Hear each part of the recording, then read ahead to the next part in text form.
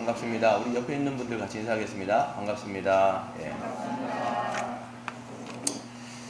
우리가 지금 교회에 대해서 함께 나누고 있습니다. 교회는 바로 이제 이미만 하나님 나라의 현시다라고 말씀드렸어요. 그래서 하나님께서 이 구원의 역사를 이루시고 그 정점 가운데 예수 그리스도의 십자가의 죽음과 부활을 통하여서 우리의 구원을 완성하시고 성취하신 다음에 하나님의 언약 백성들인 그 교회를 세우시고 탄생시키신 겁니다. 그래서 교회는 인간들이 만들어 놓은 것이 아니라 인간이 어떤 그 인위적으로 만든 것이 아니라 하나님의 창조 세계인 것이죠. 하나님의 피조물인 것이고 하나님께서 성령으로 새롭게 하신 하나님의 피조 세계인 것입니다. 그래서 교회의 본질은 하나님의 본질하고 똑같아요. 여러분, 하나님께서 하나님의 DNA를 그대로 갖고 있는 게 교회입니다. 왜냐하면 하나님이 낳으셨기 때문에, 여러분, 부모가 아이를 낳으면요, 그 자녀는 부모의 DNA를 똑같이 갖고 있어요. 마찬가지로 하나님이 교회를 만드시고 탄생시키셨기 때문에 하나님의 DNA, 즉 거룩함이라고 하는 그 본질을 그 교회는 가지고 있는 것입니다. 그래서 교회가 거룩함을 잃어버리면 예수님께서 말씀하신 것처럼 소금이 맛을 잃어버린 것과 똑같은 것이죠. 그래서 소금이 맛을 잃어버리면 쓸데가 없어요. 그래서 밖에서 버려져서 사람들에게 밟힌다라고 예수님께서 경고도 하셨습니다. 그러므로 교회는 함께 외부의 유혹과 내부 안에서의 죄에 대해서 피 흘리기까지 싸워야 돼요. 히브리서 12장에 보면 너희가 죄에 대해서 피 흘리기까지 싸워라 라고 권면하고 있어요. 그래서 교회는 건물이 아니라 우리가 교회입니다. 그래서 성도 한 명 한 명이 교회고 함께 있는 우리가 교회이기 때문에 이 죄에 대한 감각, 민감함이 있어야 돼요. 거룩함에 대한 열정.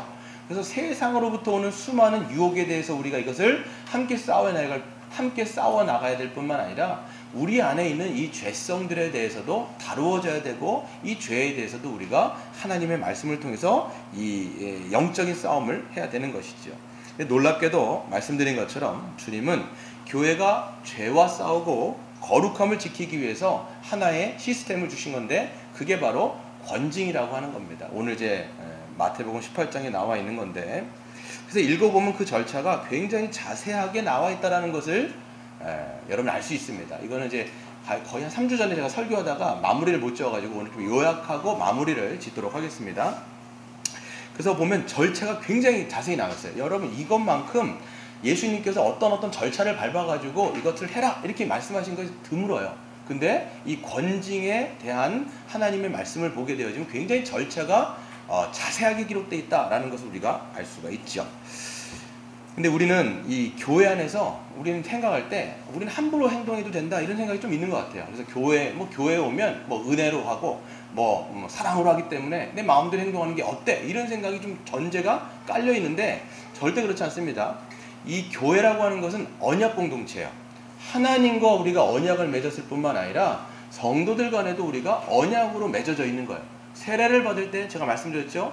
예수님과 합하여 내가 죽고 예수님과 합하여 내가 완전히 새로운 피조물로 다시 탄생되었습니다. 하나님과 언약 맺은 거예요. 근데 우리는요, 하나님과의 언약을 뿐만 아니라 세례는요, 함께 우리가 한 공동체인 것을 우리가 맹세하는 의식이기 때문에 세례는 이 수직적, 수평적인 모든 언약 관계에 있습니다. 여러분, 언약을 맺는다라고 얘기하는 것은요, 책임이 있고 의무가 있고 권리가 있어요. 결혼을 한번 생각해 볼까요? 결혼을 우리가 한다고 딱 해보면요, 결혼을 하는 순간 언약 관계로 묶이는 거예요. 그럼 어떻게 돼요? 권리가 있습니다. 하지만 또한 거기에 따른 신실한 책임이 있어요. 남편은 아내에 대해서, 아내는 남편에 대해서 그 책임과 의무가 있다라는 거예요. 성도끼리도 마찬가지예요, 여러분. 함께 언약으로 맺혀져 있기 때문에 신실하게 하나님에 대해서도 우리가 섬겨야 되지만 서로에 대해서도 언약 관계로 신실하게 우리가 이 의무를, 책임을 다해야 되는 것이죠. 그래서 그냥 은혜대로 하는 거지. 여기 은혜라고 하는 말이 좀 오해도 되는데요. 여기 은혜대로 하면 돼. 이게 그냥 좋은 게 좋은 거다. 이렇게 우리가 좀 통용이 되는데, 성경에서 말하는 은혜대로 해 라고 하는 것은요, 그냥 좋은 게 좋은 거다 이런 뜻은 아니에요. 여러분, 잘 여러분들이 염두에 두셔야 되겠죠. 그래서 교회는 언약 공동체라는 것을 우리가 알고 그 언약에 대해서 신실함과 순전함으로 살아가는 것을 우리가 기억을 해야 되는 것입니다. 그렇기 때문에 하나님과의 관계에서 또 성도들과의 관계에서 질서가 지켜질 때 아름다운 공동체가 만들어져 가는 거예요. 여러분, 자유와 방종이라고 하는 건 차이가 있어요. 자유는요, 질서 안에서 자기의 이제 행동대로 하는 게 자유인 거예요. 방종은 뭐예요? 질서 없이, 무질서하게, 규칙과 원칙이 없이 그냥 막 하는 게 방종이에요. 우리는 교회 안에서 질서 안에서 자유롭게 하는 것이 아름다운 공동체를 만들어가는 것임을 여러분 기억하시기를 바랍니다. 그래서 여러분, 근데 이제 요약을 잠깐 해드리면 18장 보시면 형제의 이 죄에 대해서 바로잡아주는 게 있습니다. 우리가 서로 관심이 있고요, 서로 사랑한다라면 서로 이게 잘못을 저질렀을 때 이것을 권고해주고 지적해주고 이거에 대해서 바로잡아줄 수 있는 게 진짜 공동체예요. 서로 사랑한다라면 그것을 해줘야 돼요. 만약에 여러분 무관심하다면, 그 지체에 대해서 무관심하다면 그 사람 뭐 함부로 하든지 말든지 사실 상관이 없어요. 근데 여러분, 더 어려운 게 뭐냐면 그 사람의 죄에 대해서 이야기를 해주는 게 사실 더 어려워요. 그렇죠? 여러분, 누군가 잘못했을 때 그냥 방관하고 아유 그래 뭐 내일도 아닌데, 이거는요 쉽지만 이건 무관심이라고 성경은 이야기합니다. 그래서 오늘 이제 성경에서 나온 것처럼 내 형제가 죄를 범하였으면 어떻게 합니까? 권고해 주셔야 됩니다. 권고해 주셔야 돼요. 사랑으로 권고해 주셔야 돼요. 막 그냥 정죄하는 게 아니에요. 성경에서 형제가 죄를 졌을 때 그 죄를 짊어지고 아픈 마음을 가지고 권고해 줄 수 있는 거죠. 권고하는 방식은 뭐예요? 온유함입니다. 온유하게 하는 거예요. 여러분, 막 가갖고 막 뭐라고 하는 게 아니라. 그래서 근데 권고해야 되는 죄는요, 외적으로 명백하게 드러난 죄여야 됩니다. 거룩한 삶에 대해서 반하는, 거룩한 삶에 반하는 명백한 죄. 뭐 예를 들어 갖고 막 게으르다든지 뭐 이런다든지 뭐 이런 거에 대해서는 뭐 이렇게 권징을 할 수가 없죠. 회개를 하라는 말을 할 수가 없는데, 명백하게 복음에 반하는 그런 죄들을 짓고 있다. 그럼 여러분들이 가가지고 그 형제에게 가서 이야기를 해주셔야 되는 거예요. 권고해 주셔야 되는 거예요. 온유함으로 이야기를 해주는 것이 마땅한 것입니다. 그래서 여러분, 우리가 권징에 있어서 두 가지 사안이 있어요. 어떤 거냐면 첫 번째는 교리적인 문제예요. 중요한 거예요. 진리에 대해서 이 사람이 잘못 알고 있거나 진리에 대해서 다른 이단적인 사설들을 다른 교인들에게 전파하고 있다. 이거는요 명백하게 권징뿐만 아니라 치리까지 할 수 있는 죄가 된 거죠. 그래서 이런 진리에 관한 죄에 있어서는 우리가 회개를 요청해야 되는 것이죠. 또 두 번째, 교리와 관련되어 있는 게 바로 윤리적인 죄입니다. 아까도 말씀드린 것처럼 복음에 반하는 그런 방종하는 삶에 대해서는 이야기해주고 권면하고 이야기를 해주어야 되는 것이 마땅한 것이죠.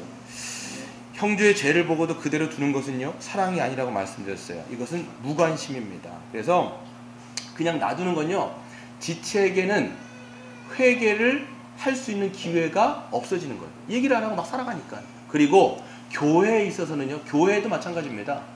이 죄라고 하는 것은 누룩 것 같아요. 누룩 것 같아가지고 퍼져요. 계속 퍼집니다. 영향을 굉장히 주는 거예요. 그렇기 때문에 지체를 위해서도 이야기해주고 회개를 요청할 뿐만 아니라 교회 전체를 위해서도 회개하도록, 돌이키도록 이야기를 하는 것이 굉장히 중요한 것이지요. 그래서 여러분, 말씀드린 것처럼 16절 같이 읽겠습니다. 15절 같이 읽어볼까요? 시작. 내 형제가 죄를 범하거든 가서 너와 그 사람과만 상대하여 권고하라. 만일 들으면 내가 내 형제를 얻은 것이다. 말씀드렸어요. 중요한 건 이거예요.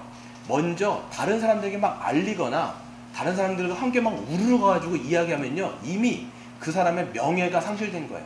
여러분 생각해보세요. 여러분 잘못했어요. 근데 가가지고 누군가에게 먼저 그것들을 막 이야기를 해버렸어요.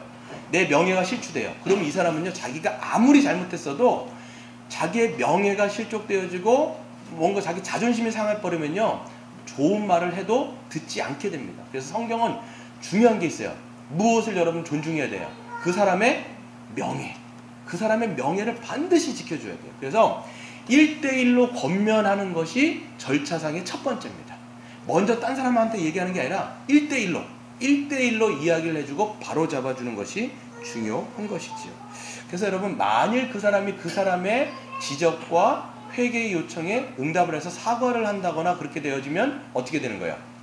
그 사람을 얻는 것이다 얘기하는 거죠. 그래서 여러분 그 형제의 잘못을 이야기해주는 목적은 뭐냐면 그 사람을 정죄하려는 게 아니에요. 뭐예요? 그 사람을 돌이키게 해서 온전케 해서 바로잡아주는 것이 목적이에요. 그래서 여러분 교회는 항상 그래서 온유함이 있어야 돼요. 온유함으로 바르게 이것들을 잘 이야기를 해주는 것이 중요한 것이죠. 그래서 여기서 이제 보게 되어지면 여기서 내 형제가 죄를 범하거든 이렇게 돼 있는데 타 번역에 보면 너의 형제가 너에게 죄를 범하면, 그러니까 어떤 금전적인 어떤 손해를 입혔거나 아니면 마음의 상처, 정신적인 상처를 주었거나 이 두 가지가 다 해당되는 거예요. 그랬을 때는 조용히 가가지고 1대1로 권면하고 그 사람에게 사과와 회개를 요청하는 것이 중요하다는 것을 이야기합니다. 근데 우리는 늘 생각하는 게 뭐냐면 내가 누군가에게 권면해 주려고만 생각하는데, 여러분 우리는요 권면해 줄 뿐만 아니라 어떨 때가 있어요. 권면을 받을 때가 있어요. 이게 중요합니다, 여러분. 우리는 권면을 해준다고 생각하는데 누군가가 제 잘못에 대해서 권고를 해줬을 때도 이것을 잘 수용하고 받아들여 줄 수 있는 게 뭐예요? 성숙한 신앙이에요. 근데 여기서 저번 주에도 제가 말씀드린 것처럼 몇 가지 잘못된 태도가 있습니다. 뭐 그까짓 것 가지고 그래? 이렇게 얘기하는 거예요. 막 누군가 이렇게 얘기했을 때 아이 뭐 그런 거 갖고 얘기를 해? 이렇게 얘기를 하는 거예요. 그건 어떤 태도냐?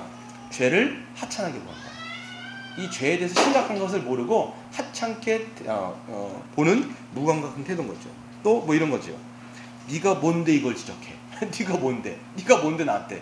넌 잘났냐? 네가 뭔데 나한테 이걸 지적해? 네 따위가 뭐 이런 게 할 때는 이게 이제 한 몸 된 지체의 역할과 의무에 대해서 이해를 하지 못하는 거예요. 아까 말씀드렸죠? 성도는 함께 어떤 관계예요? 언약적인 관계예요. 그러니까 한 명이 잘못 나가는데 그냥 가만둘 수가 없는 거예요. 그러니까 할 때도 여러분 그냥 이렇게 얘기하는 게 아니라 기도해보고 내 마음 가운데 이 사람에 대한 미움이 없고, 미움이 있을 때는 반드시 하면 안 돼요. 막 미움이 있으면요 막 믿기 때문에 막 얘한테 얘기하는 거예요. 그게 아니라 기도하면서 마음 한편을 이제 가라앉히고 내가 정말 이 형제를 내가 사랑하기 때문에 권면해주기 때문에 내가 지금 하고 있는가를 정확하게 따져보고 그런 마음이 들면 갖고 얘기를 해주는 거예요. 권면을 해주는 거예요. 그랬을 때 이 사람이 네가 뭔데? 이렇게 나오면 이제 안 되는 거죠. 성숙하지가 않은 태도인 겁니다. 또 나는 원래 그런 의도는 아니었어. 이렇게 얘기할 때 물론 그런 의도가 아니었을 수도 있지만 그거에 대해서 사과를 할 필요는 있다라고 생각을 해야 됩니다. 그리고 또 이런 얘기할 수 있죠. 너는 그때 잘했어. 너는 그때 잘했어. 나도 그때 막 잘못했지만 너는 그때 잘했어. 이렇게 얘기를 해버리면 또 싸우자고 얘기를 하는 것밖에 안 돼요. 그렇기 때문에 물론 상대방이 원인을 제공했을 수 있지만 그렇게 반응하는 것은 옳지 못합니다. 그래서 그 문제를 풀어가기 위해서는 이렇게 반응하면요 막 싸움이 번지게 돼요. 또 너도 전에 그렇게 했잖아. 너도 전에. 그래서 5년 전 일을 끊어내거나 10년 전 얘기를 끊어내갖고 너도 그때 했잖아. 그렇지만 이렇게 문제를 해결하면요 문제를 해결할 수가 없어요. 딱 그 문제에 관해서만 얘기하는 거야. 딱 그때의 문제, 잘못해갖고 그때 막 이렇게 싸웠던 그 문제만을 가지고 이야기를 해야 우리가 문제를 좀 절차를 밟아서 해결할 수가 있는 것이죠. 그래서 이제 1대1 권면을 여러 번 하셔야 돼요. 처음 이렇게 딱 충고를 했을 때는요 사람들 마음이라는 게요 탁 충격을 받기 때문에 이게 부하가 딱 걸려요. 그러면 이제 온전하게 받아들이기보다는 다른 생각을 하게 돼 있어요. 그렇기 때문에 한 번 권면하고 시간을 좀 준 다음에 다시 한번 1대1 권면을 하고 계속적으로 1대1 권면을 하고 그게 또 안 된다 싶으면 그때 뭐예요? 16절 한번 같이 읽어볼까요? 시작. 만일 듣지 않거든 한두 사람을 데리고 가서 두세 증인의 입으로 말마다 확증하게 하라. 이렇게 해가지고 이제 증인들, 이때 증인은 자기와 관련된 사람이 아니에요. 공동체 안에서 신실하다라고 확증된 사람들을 데리고 가서 공평하게 데리고 가니까 자기 편 데리고 가고 막 이렇게 하면 안 돼요. 그러니까 아주 공평한 사람들을, 그 신실한 사람들을 데려와서 증인을 삼고 또 그거에 대해서 이야기를 한 다음에 문제를 해결해야 되는 것이죠.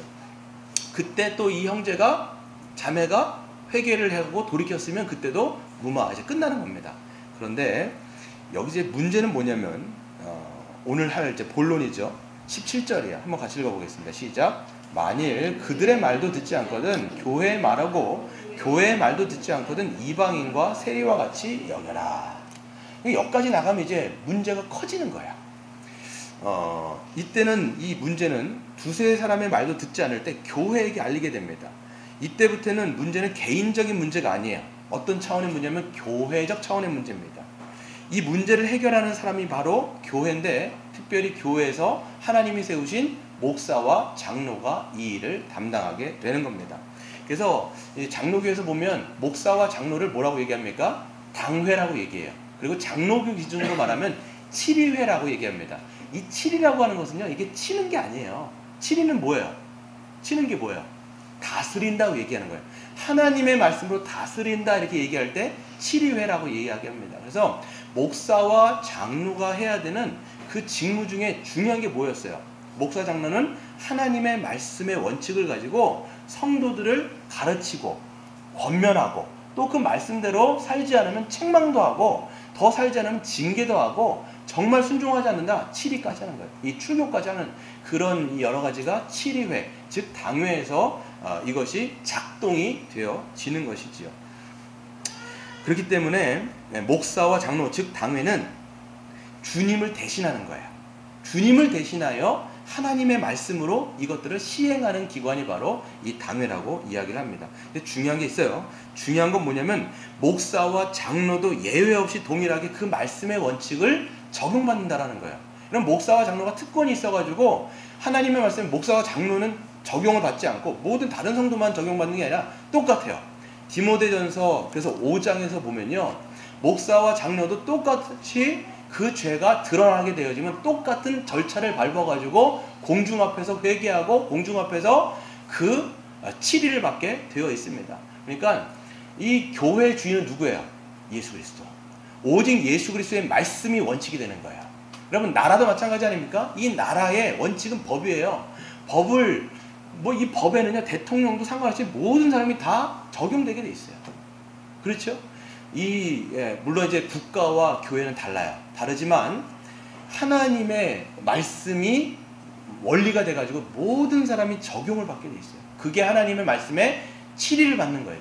통치를 받고 이 말씀에 다스림을 받을 때 교회는 건강하게 되는 것입니다. 근데 여러분, 잘못을 하고 죄를 졌는데도 놔둬요.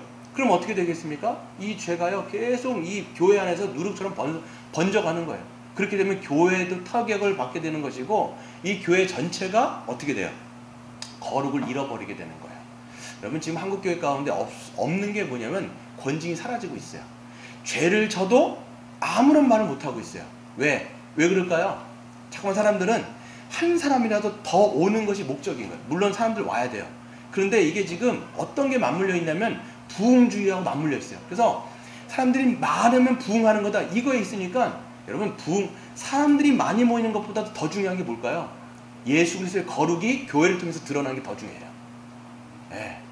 그러니까 여러분, 사람들이 많이 모였다고 부흥이 아니라 정말 하나님의 예수 그리스도의 제자로 참되게 살아가고 있느냐, 이게 제일 중요한 거예요. 여러분, 교회가 작다고 해도 여러분 정말 거기에서 하나님의 공의와 사랑이 드러나고 있다면 그것은 정말 건강한 교회예요.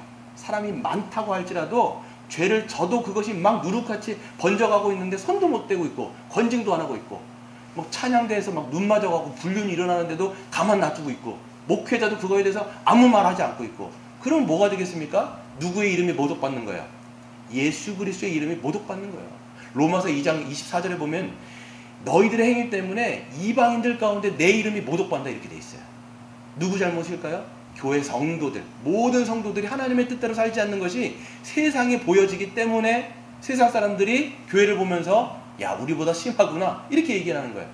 그러니까 여러분, 권징이 제대로만 이루어졌더라면 교회가요, 거룩함을 유지하고 지키고 인도함 받는 데는 정말 우리가 지금처럼의 한국교회의 모습은 되지 않았을 거라고 저는 생각됩니다. 믿음의 선배들, 즉 누굽니까? 이 종교개혁자들에 있어서 교회의 3대 표준을 뭘로 봤냐면 복음의 올바른 선포, 두 번째는 올바른 성례의 시행, 그러니까 세례와 성찬의 시행, 세 번째가 권징이에요. 올바른 권징을 시행하고 있냐, 이건데 지금 이 세 가지가 지금 한국교회에서는 제대로 작동하는 게 거의 없습니다.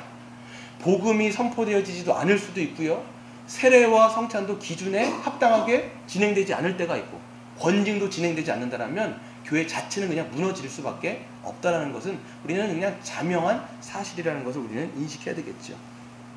그렇다면 교회로까지 알려진 문제를 이 당회는 어떻게 처리해야 될까라고 얘기할 때 교회로 보고된 문제는 더 이상 개인적인 사안이 아니라고 말씀드렸어요. 공적인 문제가 됩니다. 그렇기 때문에 공적인 차원에서 처리를 해야 되는데 교회가 문제를 공적인 차원에서 처리하는 목적은 공적이라고 하는 것은 모든 공인들이에요. 이 성도들 앞에서 처리하는 목적이 있어요. 바로 하나님의 공의가 드러나기 위함이에요. 그래서 숨어서 하는 게 아니에요. 개인적으로 이게 하는 게 아니에요. 왜? 개인적인 문제는 이제 아니에요. 공적인 차원이 있기 때문에 전체를 두고 이제 시행을 하게 돼 있어요. 권증도 주게 되어 있고 치리도 하게 됩니다. 이러면서 하나님의 공의가 드러나는 거예요. 여러분 잘 아셔야 되는 게 뭐냐면 우리는 잠깐만 교회에 오게 되어지면 사랑의 하나님 이렇게 생각해요. 물론 맞아요. 하나님은 사랑의 하나님이에요. 우리가 정말 반복적인 죄를 져도 하나님 우리 용서하시고 인도하시지만 또 한 차원이 있어요. 하나님 어떤 하나님이세요? 공의의 하나님이에요. 공의의 하나님. 죄에 대해서 심판하세요. 이걸 잠깐만 우리가 모르니까 죄를 져도 밥 먹듯 죄를 지면서도 회개가 없는 거예요. 지금 한국교회 가운데 없어지는 게 뭐가요? 회개가 없어져요. 점점 성도의 삶 가운데 없어지는 게 뭐예요? 회개예요. 회개가 없어지고 죄를 밥 먹듯 쥐면서도 그냥 교회엔 착각하고 또다시 일상적인 삶 가운데 또 똑같이 살아가고 이러는 거예요. 일주일에 잠깐 한번 왔다가 세상에 나가서 똑같이 살아가는 거예요. 회개가 없어요. 변화가 없어요. 이런 거죠. 그러니까 여러분, 그래서 공적인 차원에서 치리가 이제 이루어지는데 그건 하나님의 공의를 보여주기 위함인 것이지요. 그래서 명백한 죄가 드러났음에도 불구하고 징계하지 않는다면 아까 말씀드린 것처럼 이 죄에 대해서 무감각함으로 거룩함을 상실하게 됩니다. 그래서 교회에서 이런저런 죄를 자꾸만 허용해요. 그럼 사람들이 어떤 마음을 가질까요? 아, 그냥 저래도 되는구나. 교회는 원래 저런 거구나. 저런 죄를 져도 그냥 저렇게 살아갈 수가 있는 거구나 라고 하면서 죄를 허용하게 되는 거예요. 교회가 망가집니다. 뿐만 아니라 두 번째, 이 성도, 여러분 졸지 마세요. 졸지 마세요.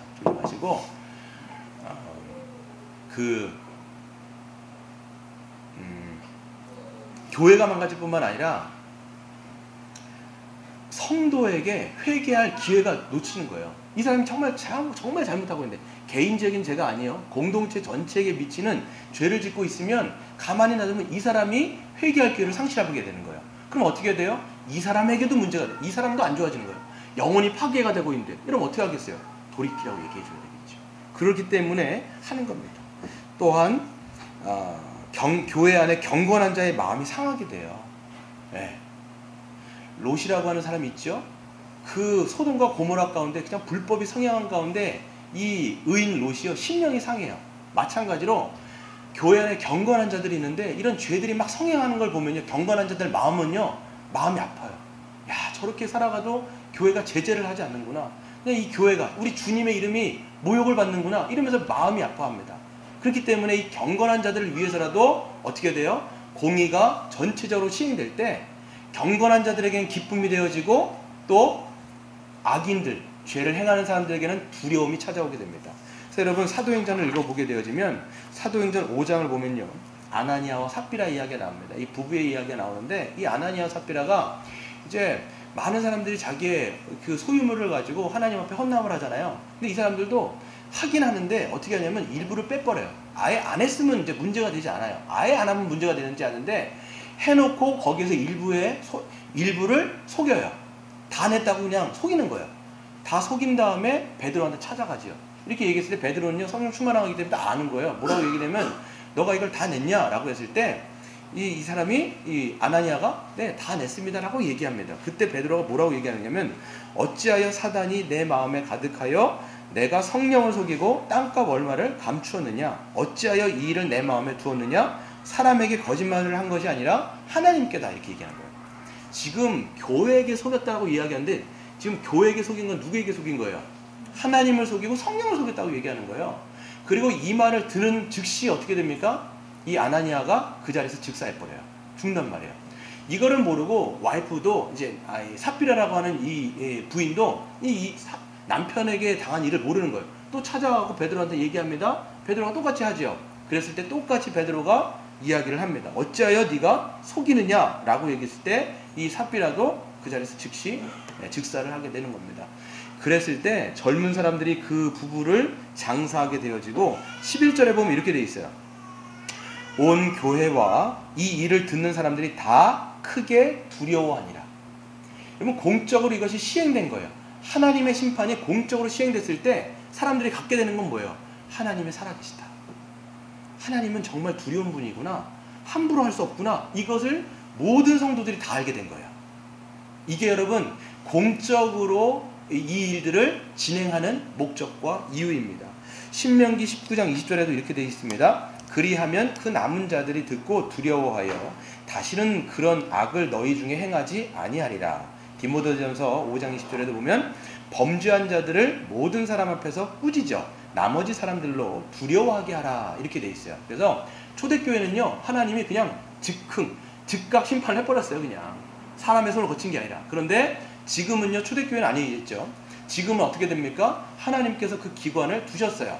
당회라고 하는 기관을 두시고 공적으로 처리할 수 있도록. 그렇기 때문에 하나님의 공의가 실행돼야 사람들이요, 아, 이곳은 하나님의 임재가 있는 곳이구나 경유하게 되는 거예요. 근데 그게 아무것도 없어요. 시행도 안 돼요. 그러면 뭐 어떻게 생각합니까? 사람들이 방종하게 되는 거예요. 아, 그냥 죄를 져도 그냥 교회에서는 함부로 행동해도 그냥 되는구나. 제가 당회를 하면서 장로님과 얘기를 하다가 교회 얘기를 좀 했었어요. 대평교회 분재를 보니까 인터넷을 찾아보니까 그 영상이 다 찍혀져 있더라고. 보니까 봤는데 과관이 아니에요. 이거는 교회가 아니다. 이건 교회가 아니다. 이건 교회가 아니다. 이건 뭐 치리도 안 되고 이건 뭐 권징도 안 되고 뭐 치리한 사람들이 와가지고 막 교회를 혼란스럽게 하고 이건 그냥 사단의 회구나. 이건 교회가 아니다. 이런 생각이 드는 거예요. 여러분, 이 분쟁이라든지 뭐 이렇게 났을 때 교회가 딱 가지고 이것을 그러니까 모든 장로와 목회자도 마찬가지로 모든 성도가 그 치리 하나님의 통치 가운데 있다라면 절대로 그런 현상이 있을 수가 없어요. 고린도 교회에서도 보면요, 이 분쟁이 교회 안에서 다뤄지지 않는 것, 이 분쟁의 문제가 있었는데 교회 안에서 이것이 해결이 안 되니까 이 문제를 어디까지 갖고 가냐면 세상 법정에 갖고 와요. 그래서 사도 바울이 막 뭐라고 합니다. 고린도 교회한테. 니들이 어떻게 하나님 세상을 통치해야 되는 니들이 어떻게 반대로 세상의 간섭을 받으면서 그 세상 법을 가지고 교회의 문제를 해결하라고 하느냐. 막 야단을 맞습니다. 마찬가지예요, 여러분. 교회가 그 정도까지 간 거는 이미 교회로서의 기능은 끝인 거예요. 우리도 마찬가지입니다. 여러분, 제가 이렇게 막 설교를 해놓은 이유가 있어요.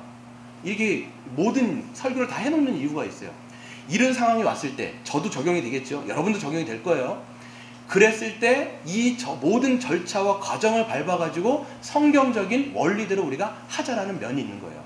여러분, 우리가 언제까지 이렇게 쭉 건강하게 갈 수도 있지만 정말 문제가 생길 수가 있단 말이에요. 그때 우리가 알아야 되는 게 있어요. 이런 절차를 가지고 우리가 시행해야 되는구나. 목사도 마찬가지, 장로도 마찬가지, 모든 직분자도 마찬가지, 모든 성도도 마찬가지. 예외 없어요. 두 번째, 여러분, 교회는요, 문제를 공적으로 진행할 뿐만 아니라 적법한 절차를 밟아야 된다고 말씀드렸습니다. 그래서 우선 두세 증인이 있으며 그들의 주장이 정당한지를 살펴야 돼요. 그래서 두세 명의 증인이 이제 송사를 했죠. 헌법 체계도 보면요, 이 재판 용어가 막 쓰여 있어요. 제가 찾아보니까. 그래서 두세 증인이 있으며 그들의 주장이 정당한지를 살펴야 돼요. 그래서 그 송사를 한 사람들의 어떤 태도를 봐야 돼요. 이 송사한 사람들이요, 평소에 신앙의 행위가 불량했던 사람들, 교회에 대해서 어떤 안 좋은 감정을 갖고 있었든지, 아니면 그 헌법책에 보니까 이 지각이 떨어지는 사람이라든지, 또 어떤 사람을 고발했을 때 이 고발을 통해서 자기에게 이득이 있는 사람들이 만약에 송사를 했다면 그 송사는 약간 보류해야 돼요. 악한 의도로 했기 때문에. 그렇기 때문에 두세 사람의 증인이 있다 할지라도 그 두세 사람의 증인이 공정한 사람이냐, 정말 교회 안에서 신실한 사람들이 공증을 해주는 거냐, 그래서 정말 이 사람의 죄가 확증되는 거냐, 이것을 다 따져본 다음에 교회는 그 송사를 받은 다음에 어떻게 됩니까? 이 사람을 불러놓고 그 사람을 어떻게 돼요? 그 사람의 그 당사자의 증언 또한 들어가야 돼요. 기억해야 되는 게 뭐냐면 이 한 층만의 이야기를 들어서는 안 돼요. 항상 무슨 일이 있으면 어떻게 돼요? 쌍방간의 얘기를 다 들어봐야 돼요. 이 사람의 이야기도 들어보고 이 사람의 이야기도 들어봐가지고 정말 뭐가 문제인지를 다 본 다음에 그때 죄가 명백하게 드러나고 이 사람 당사자도 자기의 죄를 시인하게 되어지면 그 다음에 교회는 어떻게 됩니까? 그 당회는 어떻게 돼요? 회개를 요청해야 돼요. 권면해야 돼요. 그래서 정말 이 죄에 대해서 회개하십시오라고 요청을 하는 것이 중요한 것이지요. 그랬을 때 이제 권면을 해야 되는데 회개를 이제 만약에 당사자가 회개를 하면 문제는 거기서 끝나는 거예요. 근데 중요한 게 있어요. 뭐가 중요할까요? 이 사람의 회개의 진정성이 문제예요. 정말 참되게 회개했느냐, 이게 중요한 거예요. 정말 진실함으로 회개했느냐. 두 가지입니다. 지금 이 죄는요, 어떤 죄냐면 하나님 앞에서도 회개해야 되는 죄지만 내가 누군가에게 금전적인 피해를 입혔거나 정신적이고 어떤 물질적인 피해를 입혔어요. 그럼 이거에 대해서 뭐 해야 돼요? 배상하거나 보상해야 돼요. 이게 중요한 거예요. 네. 그렇죠. 여러분, 영화 중에 밀양이라는 영화가 있습니다. 그렇죠? 이 밀양이라고 하는 영화를 보면요, 전도연이 아들이 있어요. 정말 아들이 있어가지고 밀양이라고 하는 곳에 이사를 갔어요. 남편이 죽었었나요? 죽어갖고 아마 간 것 같아요. 이혼했는지 죽어갖고 갔는데 그 아들은 그냥 둘이 이제 아들만 의지하고 살았겠죠. 왜냐면 이제 가족은 이제 아들밖에 없었으니까. 그런데 그 태권도 사범이 아들을 유괴해서 죽여버립니다. 그리고 이제 끌려가요. 그리고 나중에 이제 이 사람은 이제 그 형을 살게 되어지고 이 전도연은 이제 신앙을 갖게 돼요. 신앙을 갖게 돼가지고 거기서 신실하게 신앙생활을 해갔는데 나중에 이제 목사님한테 이런 얘기를 해요. 목사님, 제가 이 신앙을 갖고 난 다음에 예수님의 사랑을 알고 난 다음에 내가 저 원수, 하나님 말씀하셨잖아요. 원수까지 사랑하라. 제가 용서하고 싶은 마음이 있어요. 이렇게 해가지고 다 막 긋고 말리는데도 불구하고 형무소에 가가지고 그 사람을 만납니다. 만나가지고 딱 이야기를 하는데 딱 뭐라고 얘기하냐면 살인범이 뭐라고 얘기하냐면 용서도 하기 전에, 이 전도연 용서도 하기 전에 제가 예수님을 믿고 하나님은 저를 용서해 주셨습니다. 저는 구원받았습니다. 이런 얘기를 해버리는 거예요. 전도연은 용서도 안 했는데 지금 자기는 회개했기 때문에 하나님께 용서받았다는 거예요. 그랬을 때 전도연은 어떻게 됩니까? 미쳐버리는 거예요. 나는 지금 한 번도 용서해 준 적이 없는데, 나는 한 번도 이 사람을 내가 사과를 받아준 적이 없는데 자기는 회개했다고 얘기하고 하나님께 받아주려고 얘기하고 자기는 구원받았다고 얘기하니까 여러분 같으면 미치지 않겠어요? 이게 이런 문제라는 거예요. 기독교의 문제는 뭐냐면 누군가의 회개했다면 끝인 거예요. 어떤 제가 영상을 봤는데 자기 아들을 죽였어요. 취재진들이 막 가가지고 취재를 하는데 이 아빠가 뭐라고 얘기하냐면 저는 하나님께 회개하면 저는 용서받을 거예요. 이딴 얘기를 하는 거예요. 이게 지금 기독교의 기자도 모르는 거예요. 복음의 복자도 모르는 겁니다. 여러분, 하나님께 회개한다는 그 진정성은 뭐냐면 내가 누군가에게 피해를 입혔거나 누군가에게 어떤 잘못을 했을 때는요, 내가 하나님께 회개의 진정성은 그 사람에게 얼마나 배상을 하고 보상을 했는지에 따라서 증명되는 거예요. 이것도 안 한 다음에 이게 진정성이 있을까요? 절대 없다는 거예요. 이걸 우리가 어떻게 할 수 있느냐? 구약 성경을 보면요, 구약에 레위기가 막 나오는데 누군가에게 물질적인 피해를 입혔습니다. 그러면요, 원래의 금액보다 5분의 1을 얹혀서 보상하게 돼 있어요. 그리고 어떤 동물의 가축의 것들을 한다 4배와 5배 이상의 것들을 보상하고 피해를 그 사람에게 보상해. 그래야 그 사과의 진정성이 있을 뿐만 아니라 관계가 회복돼요. 아까 그 살인범은요, 평생 죽을 때까지 이 엄마한테 미안해하면서 살아야 되는 게 사과예요. 실질적으로 말하면. 그래야 그 회개가 진정성이 있는 거예요. 하나님께 나는 회개했으니까 난 너한테 할 게 없다. 이건 때려 죽여야 되는 거예요, 진짜. 정말로. 네. 우리도 마찬가지입니다. 누군가에게 우리가 잘못하면요, 회개는요, 그 사람에게 얼만큼 보상하고, 한 번 관계 깨지면요, 이게요, 붙여지기가 어려워요, 여러분. 여러분, 한번 관계 깨져보면요, 앙금이라는 게 남아요. 누군가가 하면요, 계속 미움이 올라오니까 이거를 하려면요, 그 사람에게 정말 많은 것들을 해줘야 돼요. 노력을 해줘야 돼요. 그러니까 막 했어요. 당회에서는 뭐 이런 거 있잖아요. 회개, 그러니까 그래, 뭐 내가 미안했다, 잘못했다, 이렇게 끝나면요, 이거는 진정한 회개로 볼 수가 없는 거죠. 그래서 이거는요, 우리가 될 때까지, 관계가 회복될 때까지 이것들을 우리가 쭉 해 나가는 것이 중요한 거라는 것을 우리는 인식합니다. 그래서 이 과정에서 죄의 중함의 정도에 따라서 일정 기간 동안에 근심 등의 징계가 또한 내려지기도 합니다. 이 죄의 이 중함 때문에 이걸 또 권징이라고 하는데, 그래서 치료에서 부과되는 책벌을 보게 되어지면 몇 가지가 있어요. 하나는 권계, 하나는 견책, 하나는 근신, 정직, 수찬정지 이렇게 있어요. 보게 되어지면 권계는 뭐냐면 타이르고 훈계하는 겁니다. 견책이라고 하는 건 뭐냐면 모든 성도 앞에서 잘못을 꾸짖고 주의를 시키는 거예요. 근신이라고 하는 것은 일정 기간 동안 죄가를 반성하게 하고 반성문까지 쓰는 겁니다. 제가 아는 교회는 실질적으로 반성문을 쓰게 해요. 그래가지고 많이 쓰게 하더라고요. 그러니까. 그리고 정직이라고 하는 것은 시무정지 또는 면직 또는 해임까지 얘기하고요. 수찬정지를 이야기하는 것은 뭐냐? 바로 그 성찬을 참여하는 것을 금지시키는 거예요. 그렇게 해서 교제를 단절시키는 것을 이야기합니다. 여기까지 해서 이제 회개하면 되는데, 여기까지 해서도 교회의 말까지 안 듣는다. 그래서 아예 복종하지 않고 불순종을 끊임없이 한다. 마음이 이제는 이제 아예 아예 화인을 맞은 거죠. 교회의 말도 안 들게 되면 그때 뭘 하게 됩니까? 17절입니다. 한번 같이 읽어볼까요? 시작. 만일 그들의 말도 듣지 않거든 교회에게 말하고 교회의 말도 듣지 않거든 이방인과 세계와 같이 여겨라. 그랬어요. 이게 뭐냐면 이제는 출교에 관련된 본문입니다. 이게. 그래서 고린도전서 5장에도 보면 아주 이 세상에도 잊지 못할 그런 범죄를 저지른 사람이 있습니다. 그랬을 때 교회는 그것을 놔둬요. 사도 바울은 그걸 막무라고 얘기하면서 예수 그리스도의 이름으로 그 사람을 쫓아내라 이렇게 얘기를 합니다. 쫓아내는 목적은요, 이 사람을 치기 위한 게 아니에요. 항상 여러분, 권면하는 것도 이 형제를 사랑하기 때문인 거고, 이 사람을 치기 위해서 쫓아내는 것도 이 사람을, 이 영혼을 구원하기 위한 거예요. 우리 고린도전서 한번 찾아볼까요? 고린도전서 5장 4절 5절 한번 읽어보겠습니다.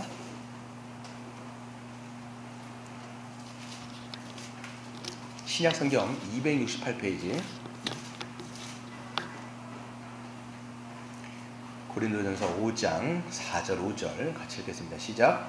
주 예수의 이름으로 너희가 내 영과 함께 모여서 우리 주 예수의 능력으로 이런 자를 사단에게 내주었으니 이는 육신은 멸하고 영은 주 예수의 날에 구원을 받게 하려 함이라. 아멘.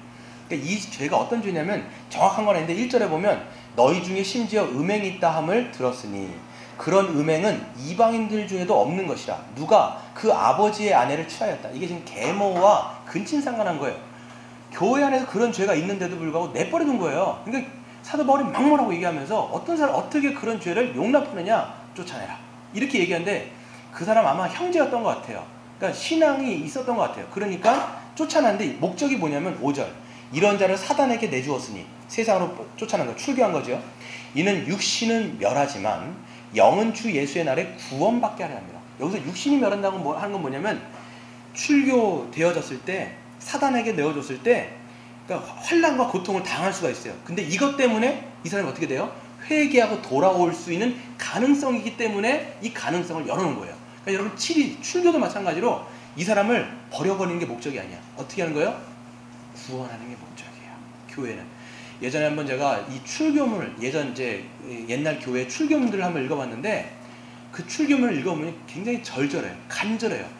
당신이 이제 그 회개하지 않고 마음이 안악한 거에 대해서 우리는 마음이 안타깝다 이렇게 얘기하면서 절절하게 다시 돌아오라 이야기하면서 이 나가는 그 지체, 이 한몸됨에, 어떻게 보면 한몸됨에서 끊어져 나가는 거잖아요.